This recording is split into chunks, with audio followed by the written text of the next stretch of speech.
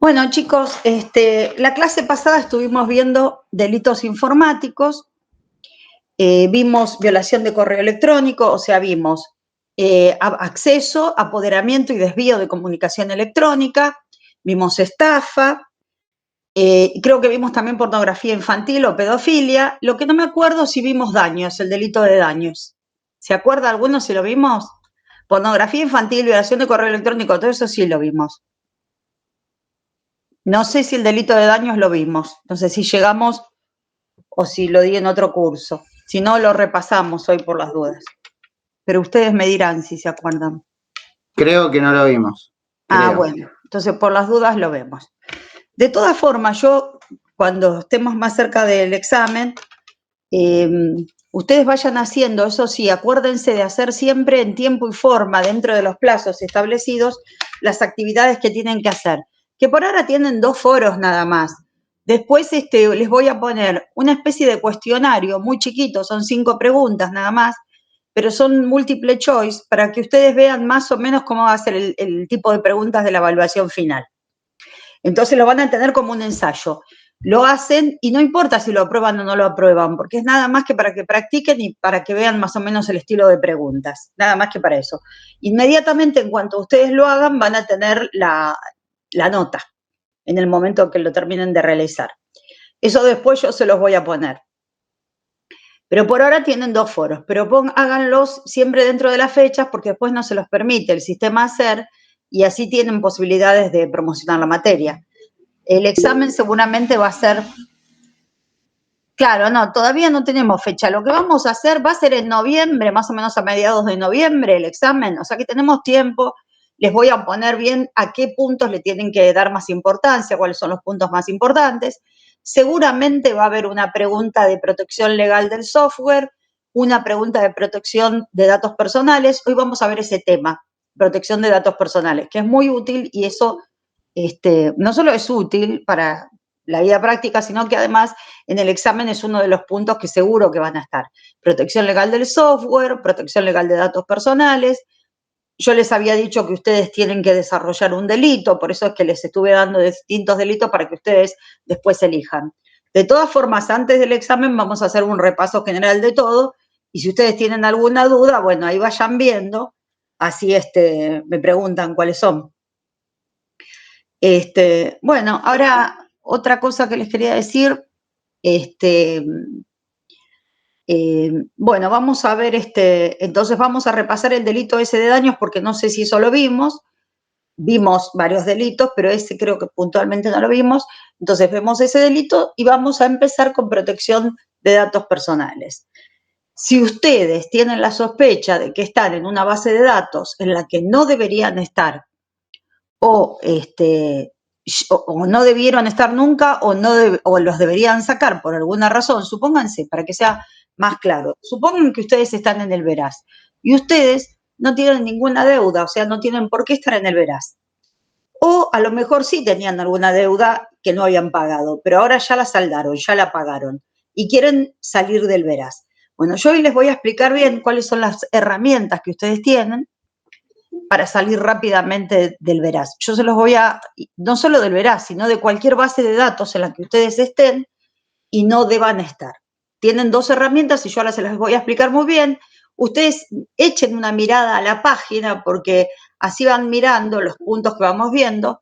Ustedes tienen, yo ahora les voy a mostrar bien dónde lo tienen. En esa parte que dice síntesis de los puntos más importantes de la materia, ahí tienen de la 17, del PowerPoint 17 al 19, tienen este tema, protección de datos personales.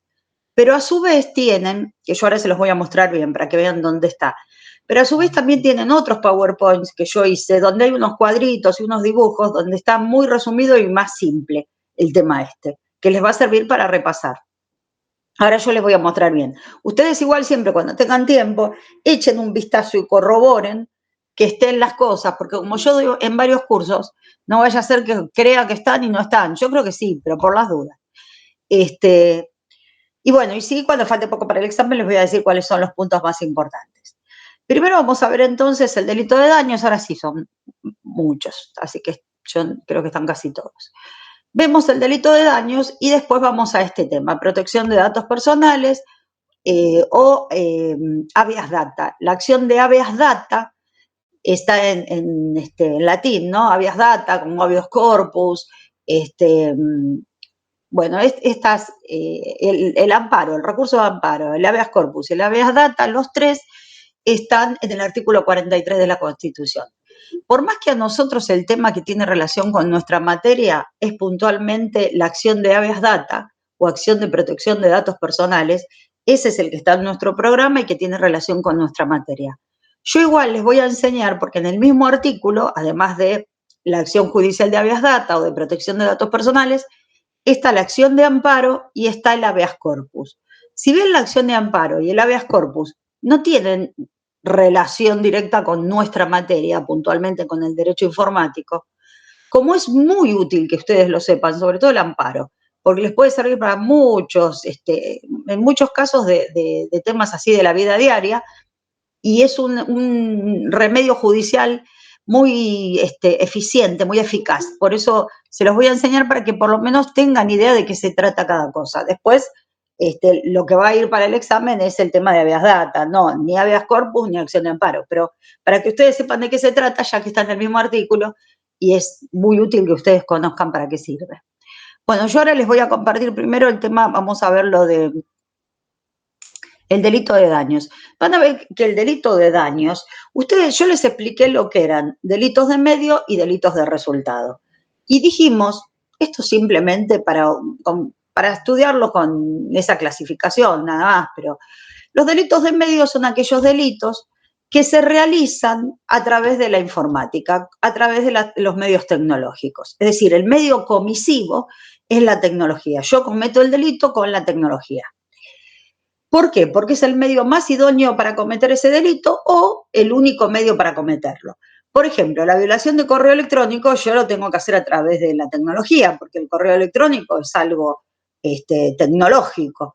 Entonces, ¿cómo lo voy a hacer? Y a través de una computadora. De otra forma, no puedo violar un correo electrónico. Y bueno, todos esos delitos que se cometen a través de la tecnología son delitos de medio, porque el medio para cometer el delito es la tecnología o la informática. Después dijimos también que había delitos de resultado. Para que hacérselas fácil, casi todos son delitos de medio. La mayoría son delitos de medio, porque casi todos estos delitos, la mayoría de los delitos informáticos, no todos, son de medio los delitos informáticos, porque se cometen a través de la tecnología. Y delitos de resultado, solamente tenemos el delito de daños, que es el que vamos a ver hoy. Porque el resultado o la finalidad es dañar un sistema, una base de datos, etcétera. Dañar, inutilizar. Entonces, ese delito, el de daños, es un delito de resultado. Después los demás delitos informáticos son delitos de medio.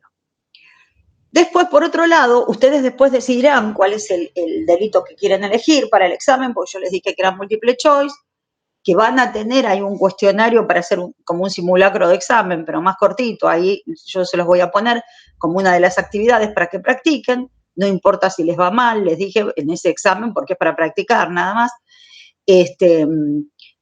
Entonces, yo les voy a poner ese cuestionario y el jueves que viene, como yo no voy a estar en Buenos Aires, yo voy a estar a unos cuantos kilómetros, yo me voy a conectar igual.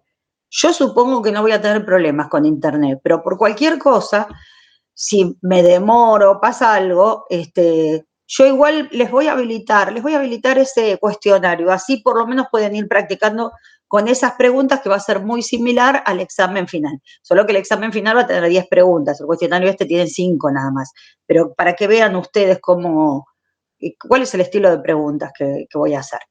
Bueno, y uno de los temas que fundamentalmente van a ir al examen es protección legal de datos personales, que lo vamos a ver hoy, y protección legal del software.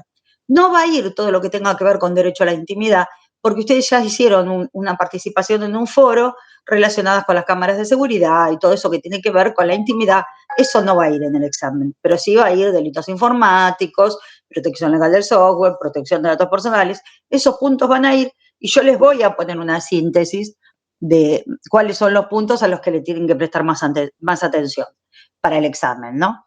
Bueno, ahora les voy a mostrar el delito este de daños, por si alguno quiere elegir ese delito.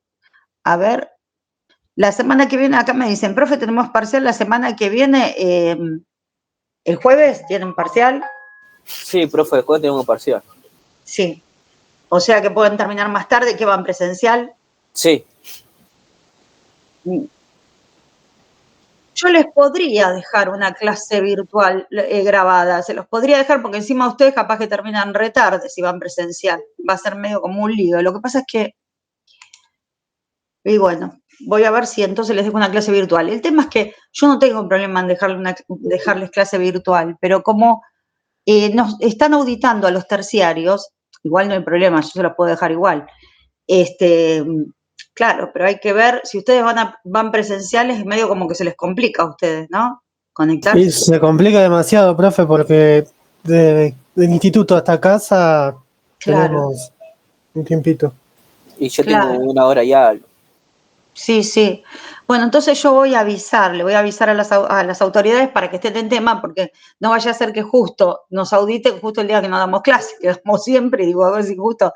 Pero voy a hacer eso, voy a avisarles que ustedes van a presenciar un examen y que entonces, porque entonces yo les voy a dejar directamente el cuestionario habilitado para que ustedes puedan practicar, porque aparte les va a servir para que si tienen alguna duda, se van a dar cuenta y me preguntan, porque yo sé que estudiando las materias que van teniendo en el momento de algún examen, y por ahí todavía no miraron bien, pero cuando ustedes contesten este tipo de preguntas, ahí se van a dar cuenta por lo menos cuál es el estilo de las preguntas del multiple choice, y si tienen alguna duda me lo pueden preguntar. Entonces vamos a hacer una cosa. Yo igual les voy a mandar un mensaje. En principio, entonces, vamos a hacer algo, para que después no empiecen a preguntar, porque siempre hay algún colgado que no se entera y entonces es un lío. Yo para la clase que viene, entonces, les voy a dejar un trabajo práctico y en principio, entonces, no voy a dar clase virtual, va a ser algo asincrónico, para que ustedes puedan ir y rendir el examen con el otro docente. Voy a avisarle a la asesora pedagógica, salvo que ella me diga, no, mira, tenés que dar igual, porque, bueno, ahí no sé cómo vamos a hacer, porque claro, ustedes tampoco se van a poder conectar desde el colectivo, pero bueno, yo por lo menos le voy a avisar a ella que les dejo una actividad. Y lo que sí háganla, la actividad esa, que ya les digo, es un examen múltiple choice muy cortito, que tiene corrección automática, o sea, enseguida les va a dar el resultado. No importa si no lo aprueban, pero háganlo como para que vean el tipo de preguntas, porque ese tipo de preguntas va a ir para el examen.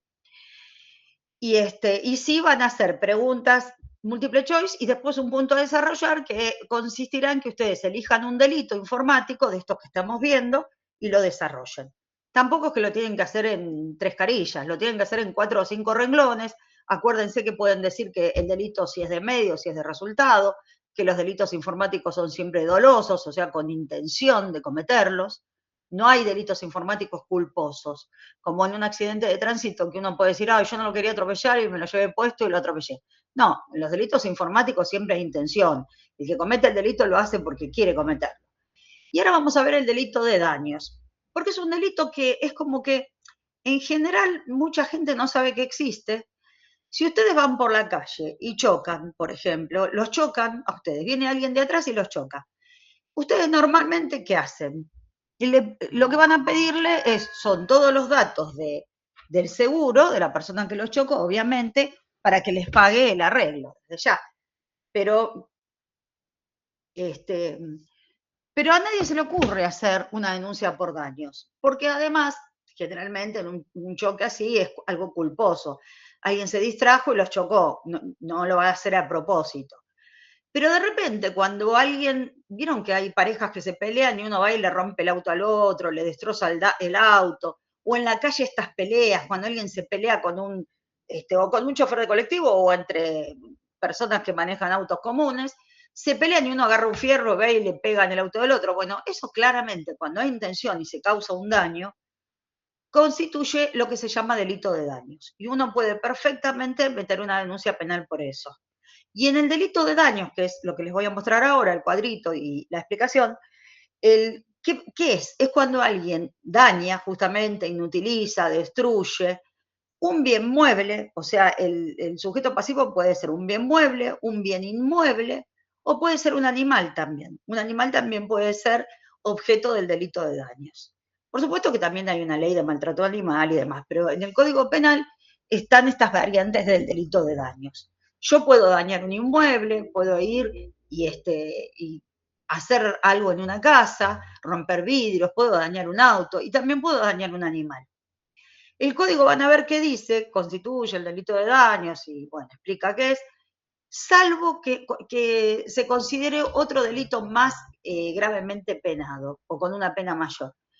¿Por qué? Porque, por ejemplo, hay un delito que se llama incendio y otros estragos. Si yo prendo fuego a una casa, tiene una pena más grave que el delito de daños común. Entonces, en ese caso, no van a procesar a la persona por el delito de daños, lo van a procesar por incendio y otros estragos. ¿Vieron que había un momento, había una moda de quema coches en Villa del Parque, Villa Devoto, que no sé por qué se les da por esa locura, pero estaba la banda de los quemacoches? Bueno, en ese caso uno podría hacerle una denuncia por daños al autor del delito. Hay daños agravados también. Cuando yo no es que nada más, no digo porque no sea grave, porque sí es grave, pero no es que nada más daño a un animal. Cuando, por ejemplo, hay gente que contamina las aguas, tira veneno en el agua y mueren un montón de peces, de patos, o sea, cuando hay el daño es mayor, bueno, ahí hay figura de daños agravados. Ahora yo les voy a mostrar dónde lo tienen ustedes. Igual es muy simple, es para el que elija este tipo de delitos. ¿Se ve, chicos? ¿Lo ven? Sí, sí. ¿No? Ustedes, si no lo ven, avísenme, porque a veces yo empiezo a aplicar pensando que están viendo y es más fácil si ustedes ven, no tanto, pero hay otras filmenas que tienen cuadritos sinópticos y todo, y viéndolos es más fácil que se entienda. Fíjense, el artículo 183 del Código Penal dice: será reprimido con prisión de 15 días a un año, o sea, es una pena bien bajita, y como es menor a un año siempre queda en suspenso, o sea, nadie va preso si es menor a un año.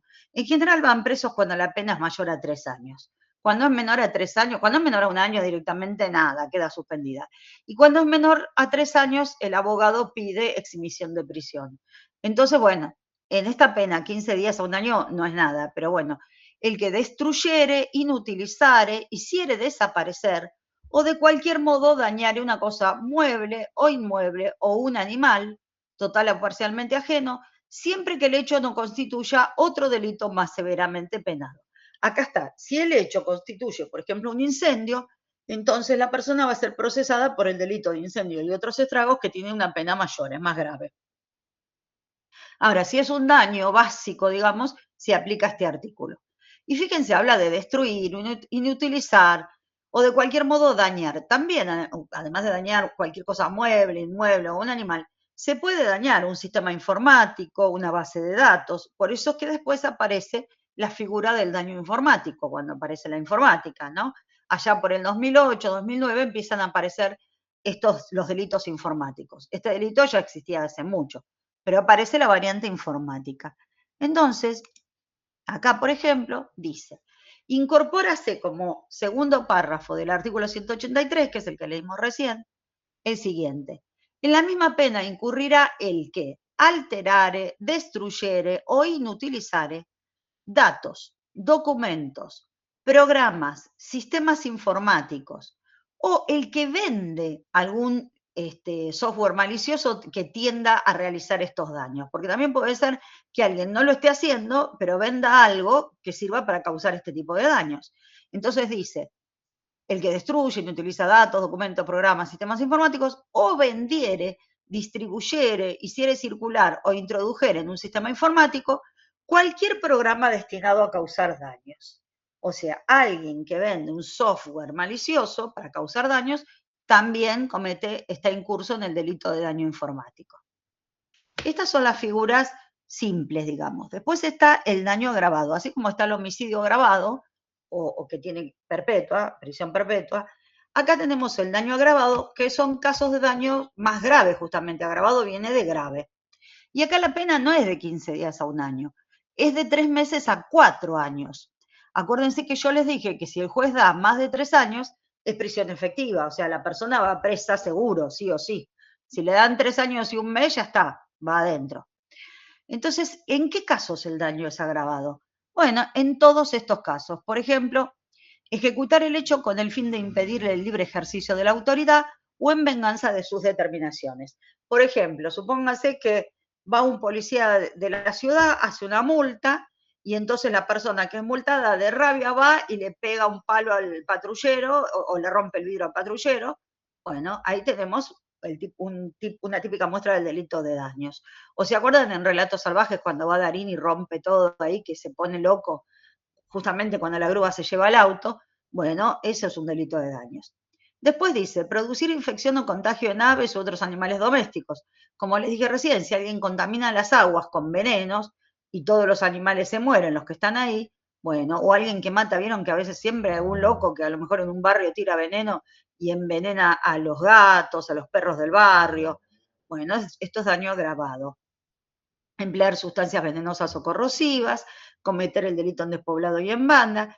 Y acá, finalmente, por eso está en negrita, lo resalté, ejecutarlo en archivos, registros, bibliotecas, museos, puentes, caminos, paseos u otros bienes de uso público del Estado, que usa casi todo el mundo, o en tumbas, signos conmemorativos, monumentos, estatuas, cuadros, alguien que va a un museo de arte y daña un cuadro que a lo mejor es una reliquia, u otros objetos de arte colocados en edificios o lugares públicos, o datos en documentos. Entonces, esto es un daño agravado. Y finalmente, en programas o sistemas informáticos, o sea, cometer un daño en documentos, programas o sistemas informáticos, bueno, también se considera daño agravado. Y después dice, el último inciso, ejecutarlo en sistemas informáticos destinados a la prestación de servicios de salud, de comunicaciones, de provisión o transporte de energía, de medios de transporte u otro servicio público. Y es lógico, porque si alguien ejecuta un daño en un servicio de salud, de comunicaciones, de transporte de energía, las consecuencias pueden ser muy graves. Puede ser que se quede toda la ciudad sin luz, puede ser que, por ejemplo, del SAME, que están enviando ambulancias y que alguien intercepte los sistemas de comunicación del SAME y puede ser un desastre. Bueno, en esos casos, obviamente, cuando fue el G20, que había, yo conocí a una de las personas que organizó todo el G20, la parte de ciberdefensa, de informática, que uno lo veía y le parecía, uy, qué bien, que la verdad que salió muy bien, muy organizado, no hubo ningún problema, pero estaban apostados francotiradores en todos lados, y ustedes se imaginan si alguien, es más, de hecho, interceptaron varios ciberdelincuentes que intentaron hacer un desastre, que por suerte fueron descubiertos y se frenó, porque imagínense, presidentes de todos los países, acá en el G20, y que de repente alguien le dé la orden vía informática a los francotiradores de disparar. Podía haber sido un desastre. Pero bueno, todas esos hackeos de comunicaciones, por suerte, fueron neutralizadas y bueno, no se llegó a nada grave, pero de hecho estuvo muy bien organizado, pero bueno, digamos que ejecutar en un sistema informático tendiente a esto, a servicios de salud, comunicaciones, o todo lo que tenga que ver con el Estado, bueno, o servicios públicos, es realmente más grave. Entonces, por eso es el delito de daño agravado. Esto por si alguno de ustedes quiere elegir este delito, el delito de daños, acuérdense que es un delito de resultado. Cuando habíamos dicho que había delitos de medio y de resultado, ustedes donde están los puntos más importantes de la materia, acá habíamos hablado que los delitos informáticos pueden ser de medio o de resultado. El delito de resultado claramente es el delito de daño, por ejemplo. ¿Por qué? Porque el resultado, justamente, o el objetivo o la intención es dañar un sistema informático, un sistema, una base de datos. A ver si acá, no sé si acá tengo también la explicación. No, me parece que lo tienen en otro lado. Sí, en otro lado tienen bien la explicación de... de delito de medio y delito de resultado. Pero es eso, si se utiliza la tecnología o si... Bueno, ahora vamos a ver este tema, que es un tema muy útil. Yo les dije que en el artículo 43 de la Constitución, háganme acordar que les explique bien el artículo 43 porque por ahí me olvido, no está solamente la acción de protección de datos personales, está la acción de amparo y la acción de habeas corpus. El habeas corpus, el amparo y la protección de datos personales. Están todos en el artículo 43 de la Constitución. Les digo, si en algún momento ustedes pueden comprarse una Constitución chiquita, es muy útil que la tengan en cualquier kiosco de diarios, las venden. Y está bueno porque ahí tienen todos los derechos que tienen ustedes. Hay toda una parte que es declaraciones de derechos y garantías, y hay 33 artículos sobre esto, y la verdad que está, y aparte está todo el sistema de votos, cómo se vota, lo que son las mayorías de las cámaras, o sea, es interesante para por lo menos ver cómo funciona el sistema. Pero bueno, la reforma del 94 de la Constitución fue, en el año 94, una reforma muy importante, fue la última, después no se reformó más. Pero en el año 94 se agregó este artículo 43, que les digo yo que se refiere a la acción de amparo, habeas corpus y acción de habeas data. Se agregó ese artículo y después se los voy a leer bien exactamente para que vean cómo está redactado, pero el tema es así. Ustedes, supónganse que ustedes tienen la sospecha de que están en una base de datos. Llámese Veraz, llámese en una lista de afiliación de algún sindicato al que ustedes nunca se afiliaron y les descuentan la cuota de afiliación y uno dice, ¿pero por qué? Si yo nunca me afilié. O figuran en un padrón electoral de un partido al que nunca se afiliaron. O sea, de alguna forma, una base de datos, un archivo en el que ustedes no quieren estar, no deberían estar y tienen derecho a no estar. Porque hay algunos en los que uno no puede negarse a estar. Por ejemplo, cuando se trata, yo no puedo decir, ay, no quiero estar en el padrón electoral. Y no, porque eso es una base de datos que formó el Estado en ejercicio de sus funciones. Supónganse que yo diga, no quiero estar en la base de datos del Colegio de Abogados. Y no, porque si yo me matriculé en el Colegio de Abogados, voy a estar en la base de datos del Colegio de Abogados. O del Colegio de Médicos. Bueno, entonces hay bases de datos en las que yo no puedo negarme a estar. Pero hay otras en las que sí. Supónganse que alguien los metió en el Veraz y ustedes no tienen ninguna deuda o ya la saldaron. Bueno, les doy el ejemplo ese porque es por ahí el más conocido. Pero ustedes para salir de ahí tienen dos posibilidades. Si hay algo que no se entiende, después me preguntan bien. Una que yo llamé trámite administrativo, yo le di ese nombre para diferenciarlo bien de la acción judicial, porque la acción judicial es ante el juez, por eso se llama acción judicial. Porque tiene que intervenir un juez, tengo que hacer un juicio. En cambio, el trámite administrativo, no, yo no tengo que hacer un juicio, es un trámite administrativo, justamente, nada más. Por eso lo llamé así, para que lo distingan bien.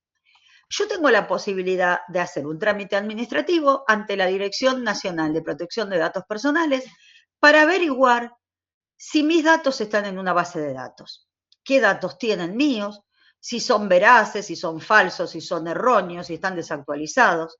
Yo tengo derecho de acceso, o sea, primero acceder a esa base de datos para ver qué datos tienen míos.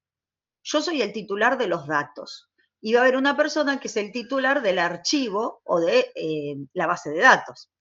Yo les había dicho que cuando alguien quiere crear una base de datos o inventar una base de datos, supongan que ustedes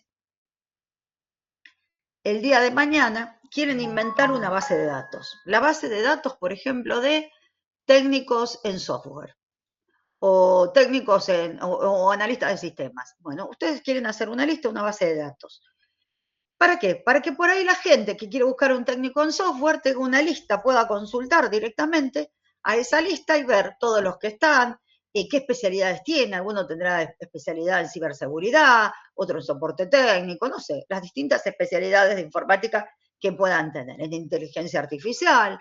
Bueno, entonces lo consulta de la base de datos. Para que alguien pueda poner una base de datos, supónganse que ustedes quieran hacer una base de datos de servicios de catering y la hacen, de psicólogos de Cava. Bueno, para hacer esas bases de datos, ustedes tienen que cumplir ciertos requisitos.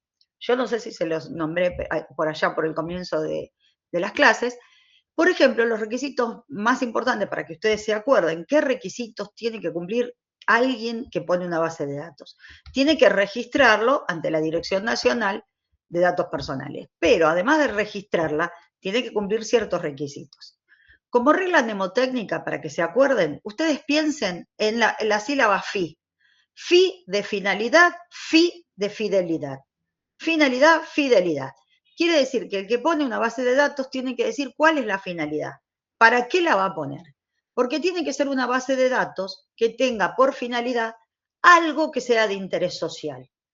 A la gente, a la sociedad le interesa que haya una base de datos de médicos, porque por ahí quiere consultar y ver si el médico que lo va a operar realmente es médico, si realmente es cirujano y no es como Lotowski, por ejemplo, que no era cirujano. Si fue inhabilitado, si tuvo alguna sanción del colegio de médicos. Lo mismo con los abogados. Después hay una base de datos, por ejemplo, CUSIVA con doble C y BA, que es Buenos Aires, de inmobiliarias, de martilleros de la ciudad de Buenos Aires.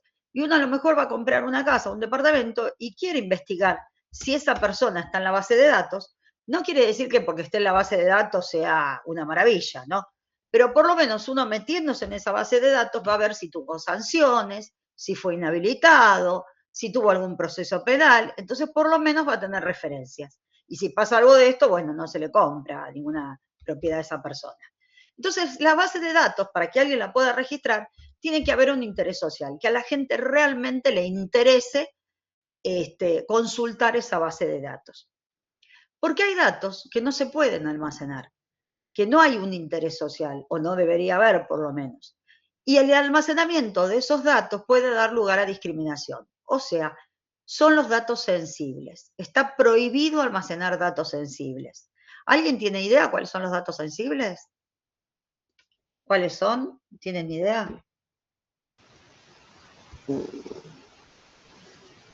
La dirección puede ser uno. No, sabés que la dirección se puede. Porque incluso la dirección, si vos te fijas en el padrón electoral, figura todo, nombre, DNI, en algunos lugares el CUIL, el CUIT, las direcciones. No, datos personales no, datos sensibles. Ah, la tarjeta Cosas de crédito. bancarias, claro, tarjeta de crédito, CBU. Puede ser. En realidad los datos sensibles, o sea, no cualquiera puede almacenar el CBU, claramente, eso no. Pero los que son datos sensibles, que está prohibido directamente el almacenamiento, porque imagínate que los bancos tienen bases de datos. Y cuando tienen las bases de datos, por ahí tienen datos relacionados con lo financiero. Pero los datos sensibles son aquellos que tienen que ver con enfermedades, con orientación sexual o religiosa y con origen racial. Entonces, no puede haber una base de datos de lesbianas, no puede haber una base de datos de gays. ¿Por qué? Porque puede dar lugar a discriminación. Y además, no es de interés social. A nadie le debería interesar la orientación sexual de alguna persona. Es un tema de esa persona, nada más. Enfermos, imagínense, base de datos de enfermos con cardiopatía, trasplantados. Tampoco, porque también, además, por más que si uno se va a afiliar a una obra social, lo más probable es que la obra social les haga llenar 10 millones de declaraciones juradas. De todas formas, no está bueno y no debería haber una base de datos con enfermedades. Lo mismo el origen racial, base de datos de judíos, de árabes, de qué sé yo. Porque también puede haber algún tipo de discriminación. Entonces, no, estos datos sensibles no se pueden almacenar. Si ustedes ven la ley de protección de datos personales, que ahora yo les voy a pasar bien el número, es una ley más o menos larguita, como casi todas las leyes en general no son muy cortas. Saben que la ley siempre la emite el Congreso, los diputados y los senadores, que se matan en las sesiones y las votan. Las leyes siempre salen del Congreso, del Poder Legislativo, mientras que los decretos salen siempre del Poder Ejecutivo, o sea, del presidente de turno. Esos son los decretos. Si ustedes quieren buscar una ley y no saben de qué año es, no importa, con que tengan el número, la van a encontrar igual. Si no por tema, también la pueden buscar. Hay una página que se llama Infoleg, Info de Información y Leg de Legislativa, Infoleg, que es muy útil y es gratuita, una de las pocas cosas gratis buenas, que son bases de datos de leyes, donde ustedes van a encontrar en forma gratuita todas las leyes del 90 en adelante, de 1990 en adelante, y hacia atrás las que son muy importantes. O sea, algunas que son viejas, pero que son importantes, más atrás del 90, igual las van a encontrar. Y ahí pueden buscar por tema, por año, y encuentran leyes, decretos, resoluciones, disposiciones, todo, de cada ministerio. Es bárbara esa base de datos. Pero si ustedes ponen el número de la ley y no saben el año, no importa, porque no puede haber dos leyes con el mismo número. Pero en los decretos sí tienen que saber el año, porque sí puede haber decretos que tengan el mismo número y sean de diferentes años. Y sin embargo tienen el mismo número. Entonces, cuando buscan un decreto del Ejecutivo, ahí tienen que saber el año. Bueno, les decía que para que alguien ponga una base de datos tiene que decir la finalidad. Y tiene que ser una finalidad de utilidad para la sociedad. Debe haber un interés social, una justificación social de la recolección de esos datos, no los datos sensibles. Después, además de finalidad, de fidelidad. Los datos tienen que ser fieles, o sea, tienen que ser reales, veraces. Yo no puedo hacer una base de datos y poner datos erróneos, cualquier cosa. Es mi responsabilidad corroborar que esos datos sean reales. Y en tercer lugar, bueno, hay otros requisitos, pero estos son los más importantes, establecer salvaguardas de seguridad. O sea, yo tengo que establecer estas salvaguardas para evitar hackeos, intromisiones, desvío de información, que se altere lo que está en mi base de datos, y para eso tengo que establecer justamente mecanismos de seguridad para que no ocurran estas vulneraciones de la base de datos. Bueno, entonces yo les decía que quien pone una base de datos tiene que cumplir estos requisitos. Supónganse que cumplió estos requisitos y tiene inscrito el registro, su base de datos, archivo, en la Dirección Nacional de Datos Personales.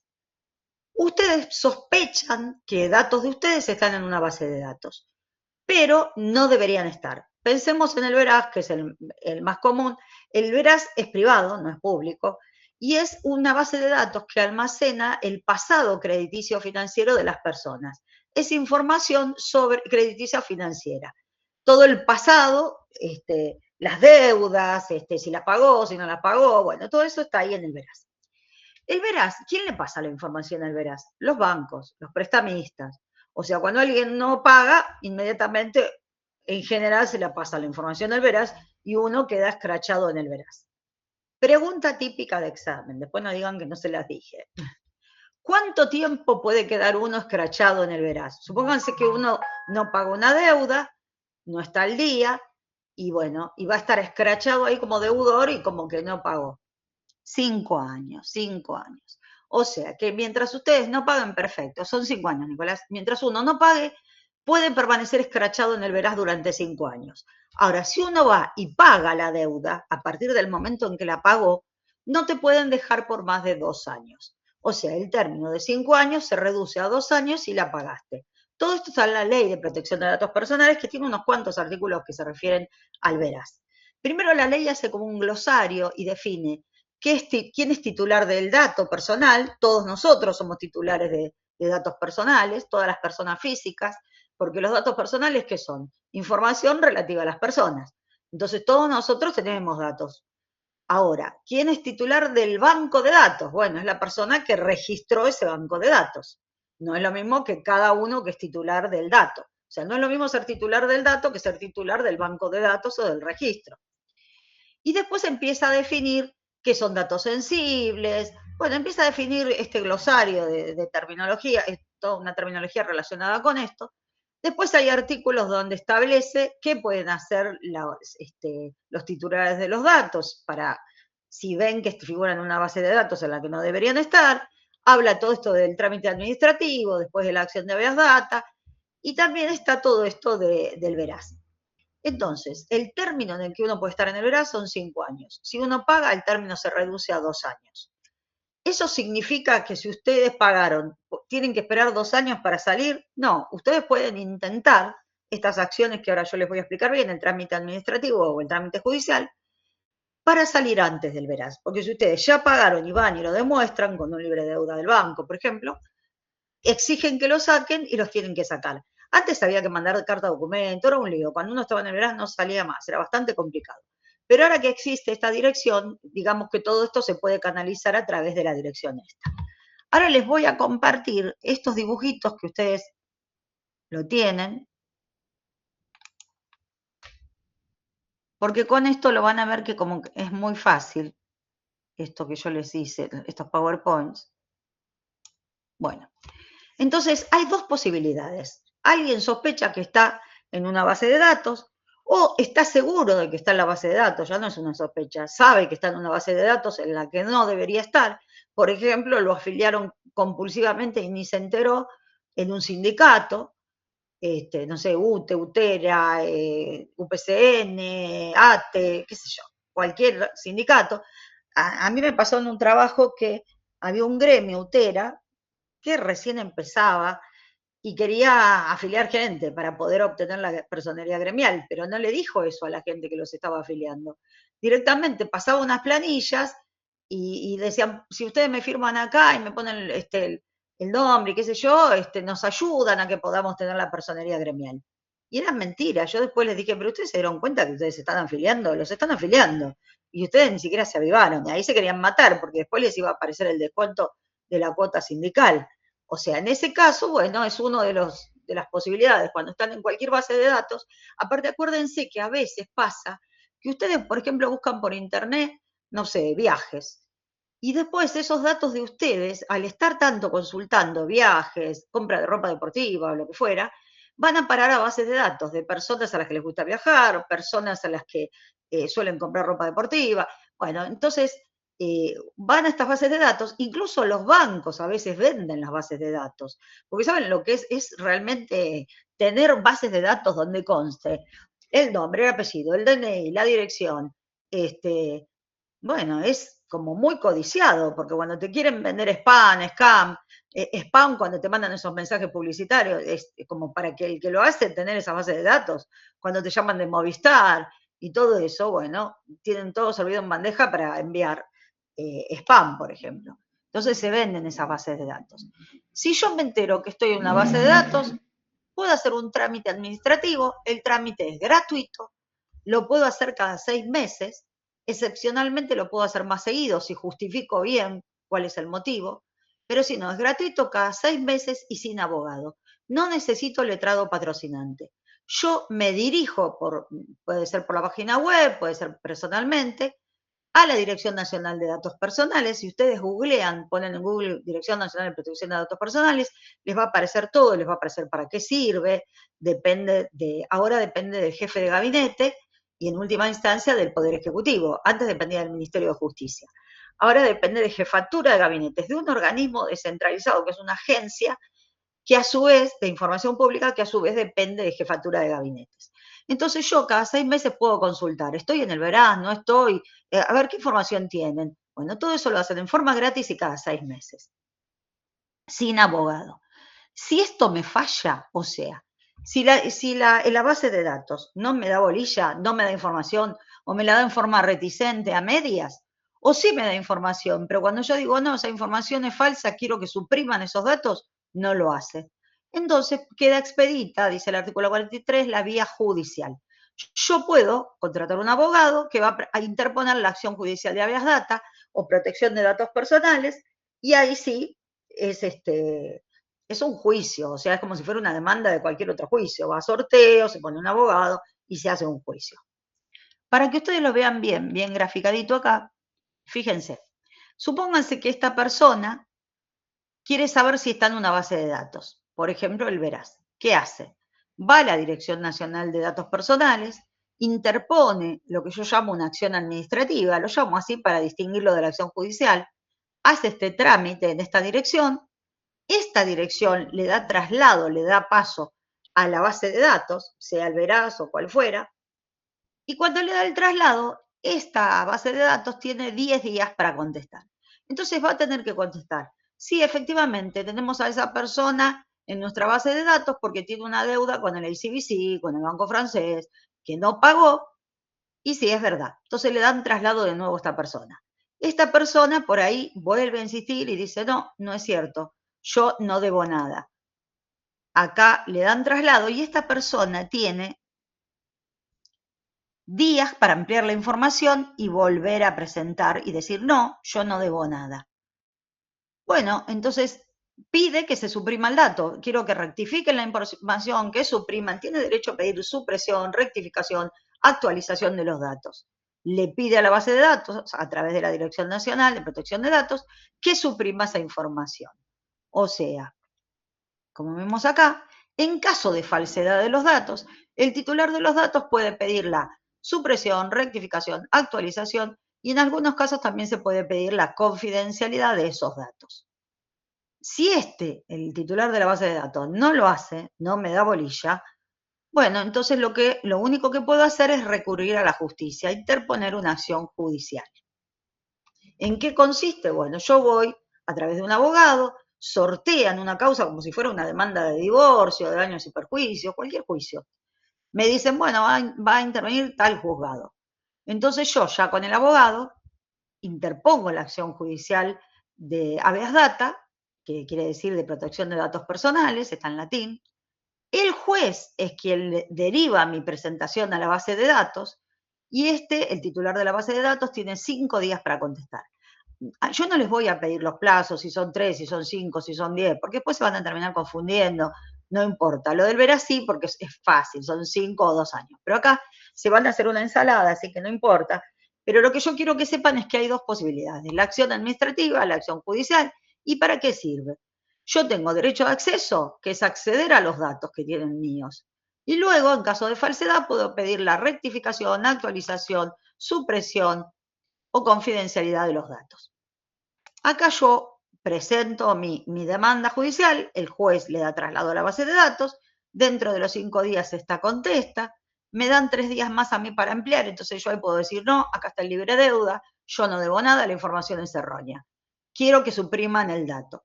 Y ahí se le da traslado de nuevo. Y el juez lo que va a hacer es dictar sentencia y va a decir quién tiene razón.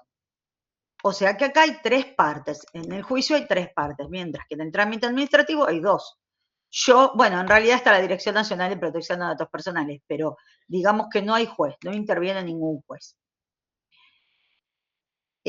Acá vemos, yo les puse, esto en realidad no lo tienen puesto, pero porque la agregué después, pero de todas formas, si ustedes ponen en Google Dirección Nacional de Protección de Datos Personales, les aparece todo. Les va a aparecer que depende de la Agencia de Acceso a la Información Pública, la AIP, que depende a su vez de Jefatura de Gabinete. Es un organismo, la agencia es un organismo descentralizado, autárquico, tiene bastante independencia, pero digamos que en última instancia depende de Jefatura de Gabinetes. Ahí tienen el correo, datospersonales@AIP, y la dirección es Julio Argentino Roca. Ustedes pueden meterse en argentina.gov.ar también y ponen Dirección Nacional de Protección de Datos Personales. Por ejemplo, una de las 2 alumnos, ya van 2 que me dicen lo mismo, que lo usaron esto, mejor dicho, a uno le aconsejé yo que lo usara, porque aunque les parezca mentira, se supone que no puede haber 2 personas con el mismo DNI. Y sin embargo, cada tanto aparece algún caso de estos, que realmente el que vive esto es un trastorno impresionante, porque cuando tienen que hacer algún trámite o salir del país y demás, que uno pone su DNI, por ejemplo, una mujer y que le salte que es un hombre. Bueno, es tremendo, porque hubo casos. La mamá de un alumno, me acuerdo, que le pasaba esto, que tenía un homónimo, otra persona.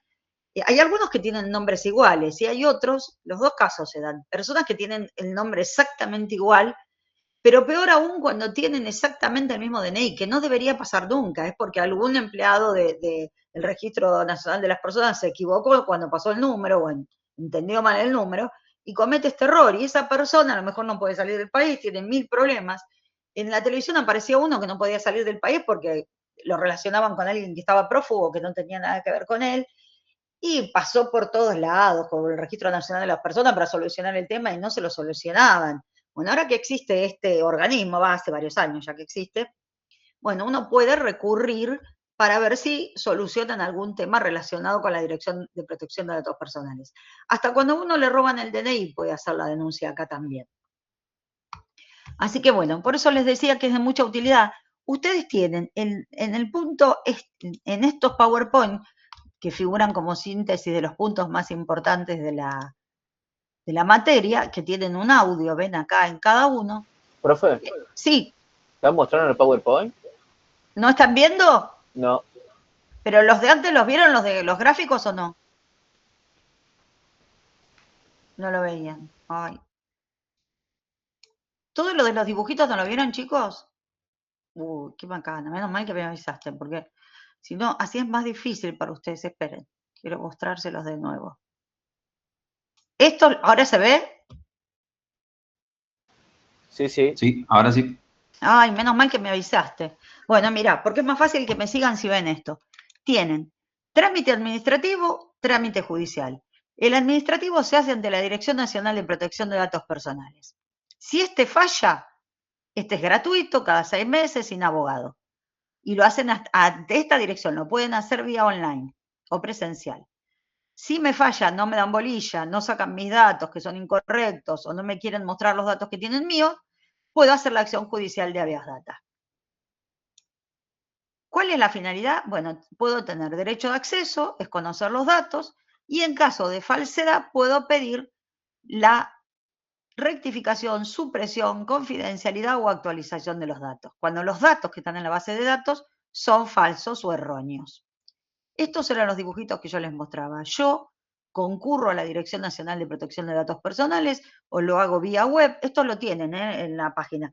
Después verifiquen bien por las dudas, pero tiene que estar en la sección de Protección de Datos Personales, en esa unidad.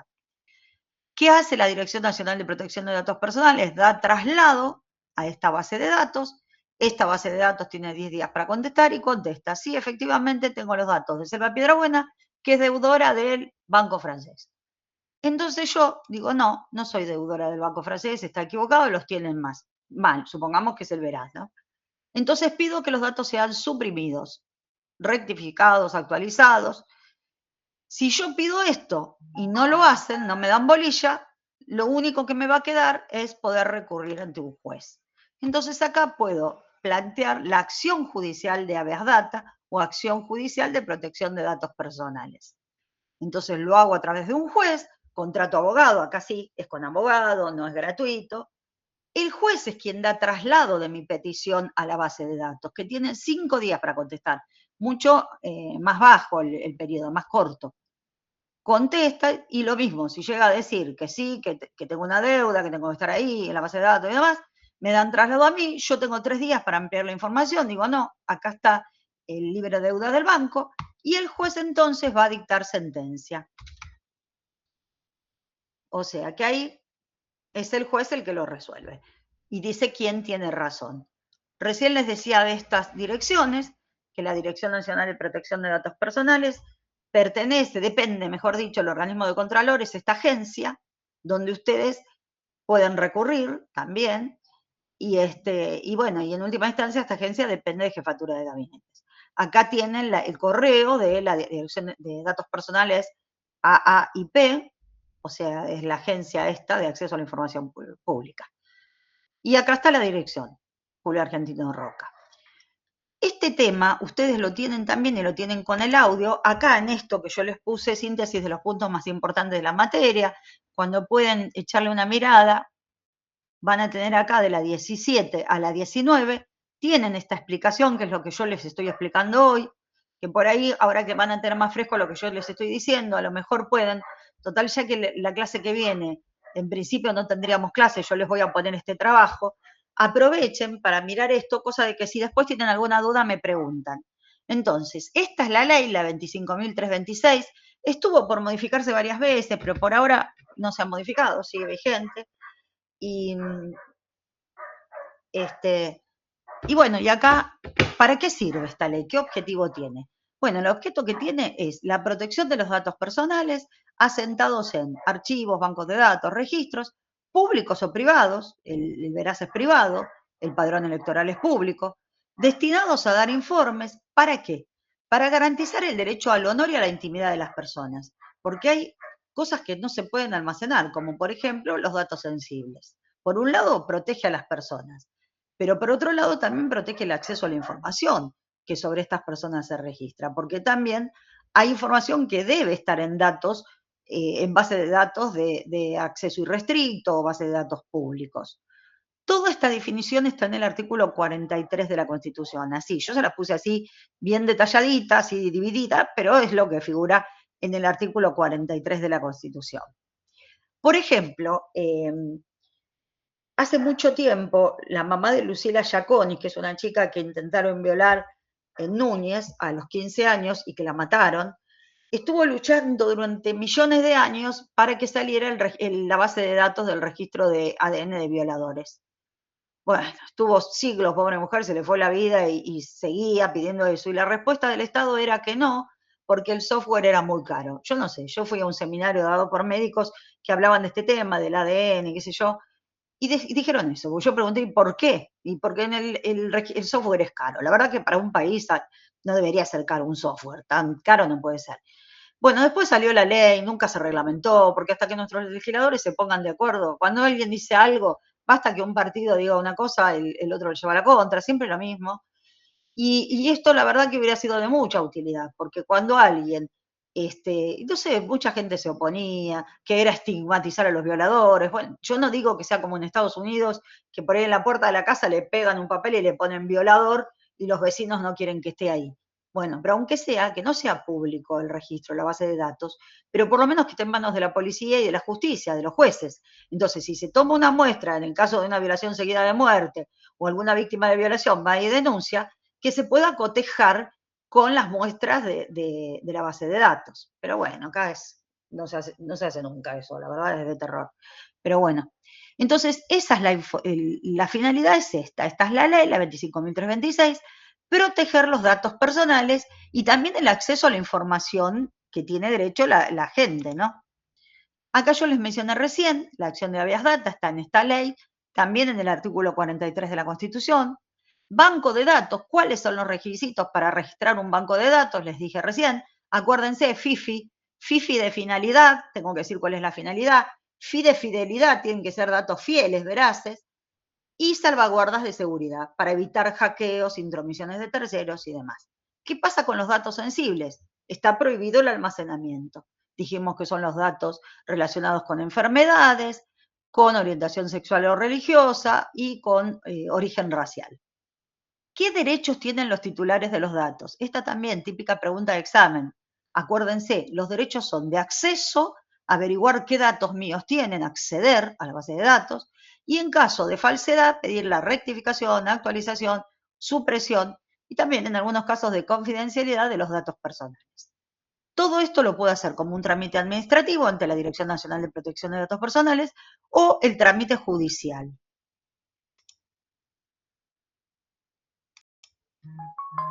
Y acá en esta diapositiva bastante larguita, tenemos resumido todo el artículo de la Constitución, el artículo 43, que dice, ¿para qué sirve? Bueno, sirve para tomar conocimiento de los datos, de la finalidad de los datos, que consten en bancos de datos. Y en caso de falsedad, puedo pedir la rectificación, supresión, confidencialidad o actualización. Ahora, acá dice que los bancos de datos tienen que estar debidamente inscriptos en la Dirección Nacional de Protección de Datos Personales y que tiene que ser con consentimiento del titular del dato. Muchos de ustedes me podrán decir, no, porque yo no presté consentimiento para estar en el veraz. Bueno, ¿cuál es el tema? Que hay casos en los que no se requiere el consentimiento. Por ejemplo, cuando es información financiera, como decía recién un compañero nuestro, que contengan solamente nombre, DNI, quit, ocupación, fecha de nacimiento y domicilio. De hecho, estos datos están en muchas bases de datos y nadie nos preguntó si queríamos estar o no. Es decir, cuando son recabados en ejercicio de funciones del Estado, por ejemplo, el padrón electoral, nadie nos pregunta. Cuando son de acceso público y restricto, que cualquiera puede ir y verlo, lo mismo en el padrón electoral que aparece ahí pegado en las paredes de los colegios. Cuando son necesarios para el desarrollo de una relación contractual, científica o profesional, base de datos de médicos, base de datos del Colegio de Abogados, Colegio de Médicos. Y la Dirección Nacional de Datos Personales está en Julio Argentino Roca, que ya lo tenían allá en la otra filmina, donde se pueden denunciar hasta documentos robados o perdidos, todo lo que tenga que ver con base de datos. Chicos, ¿hasta acá alguna duda? ¿Se entiende bien? ¿Esto ustedes lo tienen ahí en los PowerPoints? Les quería nombrar rápidamente, después se los voy a, en todo caso cuando hagamos repaso, simplemente para que hoy les quede una idea de lo que es el habeas corpus y lo que es el amparo.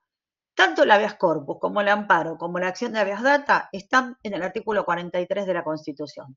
El habeas corpus tiene que ver con el cuerpo, corpus, y viene del latín. protege la libertad ambulatoria. Si alguien está por la calle y lo detienen, como quien dice, por portación de cara, porque están buscando algún delincuente, hombre o mujer o lo que sea, y es parecido a alguien, no te pueden detener solamente por averiguación de antecedentes, eso se podría hacer solamente en caso de estado de sitio, que se suspenden las garantías constitucionales.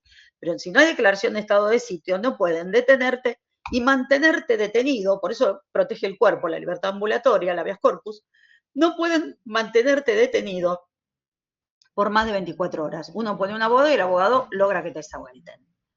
Obviamente, si estás cometiendo un delito, claro que te pueden detener. Ahí no sería, ahí es inflagrancia.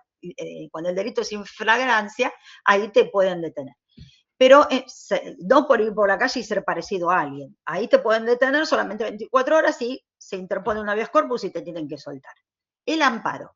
El amparo después lo vamos a saber si quieren un poquito más en detalle, pero es de mucha utilidad. De hecho, un alumno mío que vivió una circunstancia muy grave, tenía una hijita que estaba esperando un trasplante en Argentina, y eso que tenía una obra social buena, ¿no? Y podía ir al italiano, que es lo mejorcito en trasplantes, y sin embargo, no estaba en lista de espera, no conseguía nunca que la trasplantaran.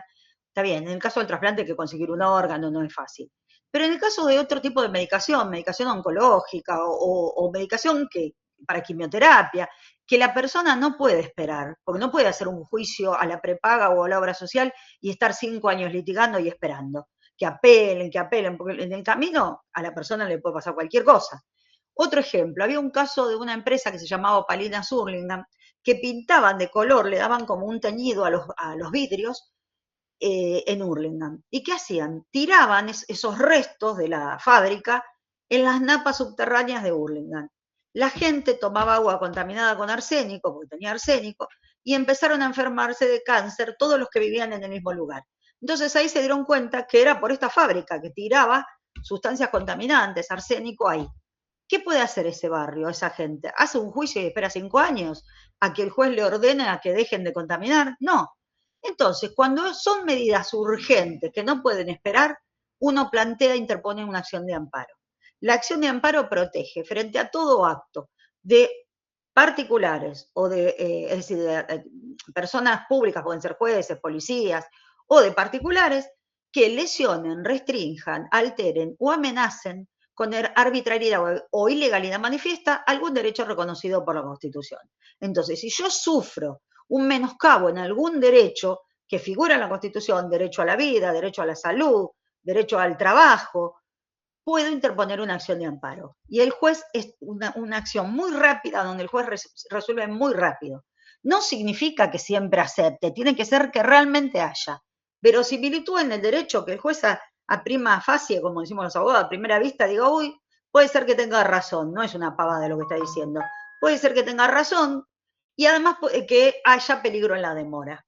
Entonces, si te aceptan, de hecho, nosotros hace muchos años, en el terciario, iban a trasladar al terciario a La Matanza, a Mataderos, ni los chicos ni los docentes querían que lo trasladaran, entonces muchos terciarios interpusieron acción de amparo para evitar el traslado y que rápidamente se pudiera frenar el traslado.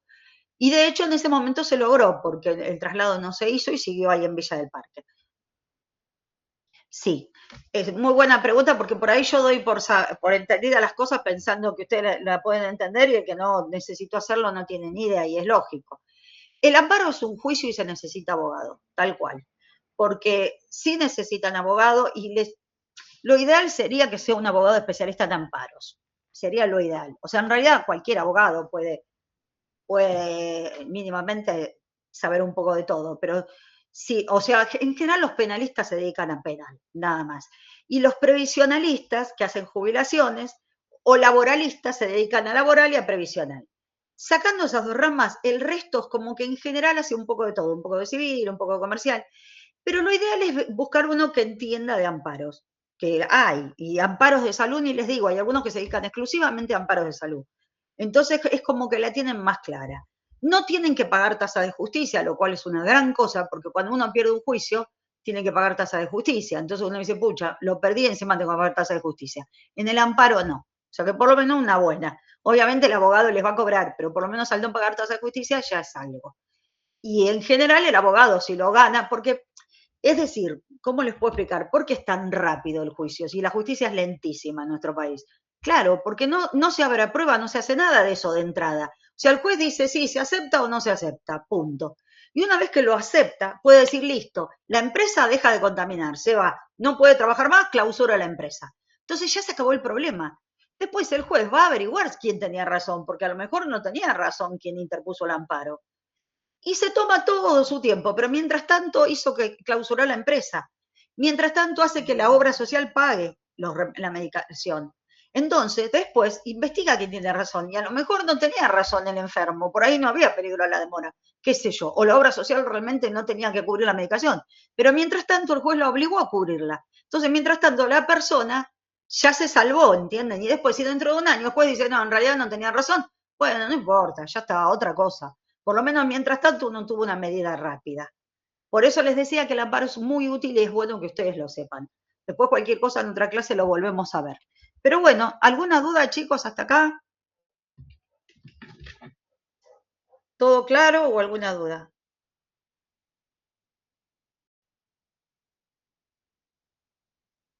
¿Cómo está todo? ¿Me escuchan? ¿Sí? ¿Todo claro? Todo claro, profe. Bárbaro, bueno, porque por ahí son temas que, bueno, que no, ustedes no escucharon nunca, no tienen por qué conocerlos, pero digamos que acá más que nada tienen que saber que hay un trámite administrativo, un trámite judicial, para qué sirve, para tener acceso a la información, para pedir la supresión, actualización y los plazos del veraz y demás. Bueno, chicos, si está todo claro, lo dejamos acá. Entonces yo voy a hablar con el terciario, porque para que justo, a ver si justo... sí, Gabriel, ¿querés preguntar algo?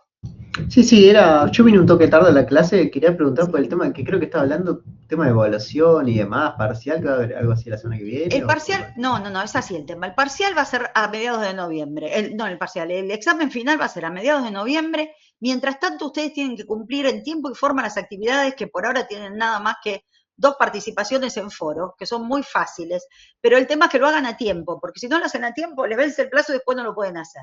Así pueden promocionar la materia. Entonces, vayan haciendo esos 2 foros, que uno creo que ya venció, sí. Tienen otro, el segundo. Yo les voy a poner para el jueves que viene una práctica de examen, porque como ustedes tienen examen con el otro docente, me estaban diciendo los chicos que no se iban a poder conectar porque van a estar allá presencial. Entonces yo les voy a dejar una actividad para el jueves que viene que va a consistir en un mini parcial de corrección automática, pero no importa que les vaya mal, porque es nada más que para que practiquen, no es que yo voy a tener en cuenta esa nota, ¿entienden? Es nada más que para que ustedes vean el tipo de preguntas que van a tener en el examen, solo para eso. Entonces, la clase que viene no vamos a tener clases sincrónicas, sino que les voy a poner esa actividad. Así ustedes lo pueden hacer cuando vuelven de estar con el otro docente o al día siguiente, de última también. Les voy a poner un margen como para que tengan varios días para hacerlo, pero si no lo hacen, ese mismo día si quieren. Solamente hablamos de eso, nada más. Así que solo eso. Bueno, chicos, los dejo descansar si está todo claro. ¿Ninguna pregunta? Nada. Bueno, buenas noches a todos. Saludos. Buenas noches. Adiós. Buenas noches. Buen fin de...